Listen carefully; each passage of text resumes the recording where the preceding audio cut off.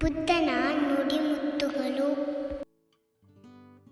ನಮ್ಮ ಆಸೆಗಳು ಮುಗಿದ ನಂತರ ಮಾತ್ರ ನಮ್ಮ ಜೀವನದಲ್ಲಿ ನೆಮ್ಮದಿ ಶುರುವಾಗುತ್ತದೆ.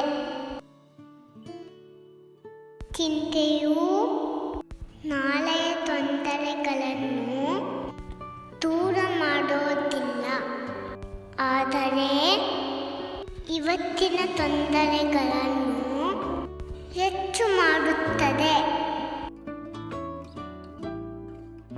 ನಮ್ಮ ಶತ್ರುಗಳು ಬೇರೆ ಎಲ್ಲೂ ಇಲ್ಲ, ಅವು ನಮ್ಮಲ್ಲಿ ಸಿಟ್ಟು ಅಹಂಕಾರ ರೂಪದಲ್ಲಿ ಅಡಗಿವೆ.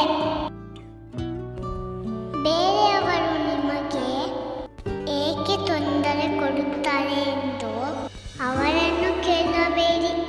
ಅವರು ತೊಂದರೆ ಕೊಡಲು ನೀವು ಏಕೆ ಬಿಟ್ಟಿರಿ ಎಂದು ನಿಮ್ಮನ್ನು ನೀವೇ ಕೇಳಿ. ತೊಂದರೆಗಳು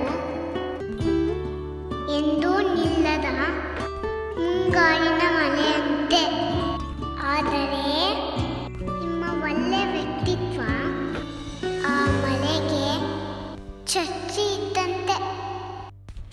ಈ ನುಡಿಮುತ್ತುಗಳು ನಿಮಗೆ ಇಷ್ಟ ಆಗಿದೆ ಅನ್ಕೋತೀನಿ. ಧನ್ಯವಾದಗಳು.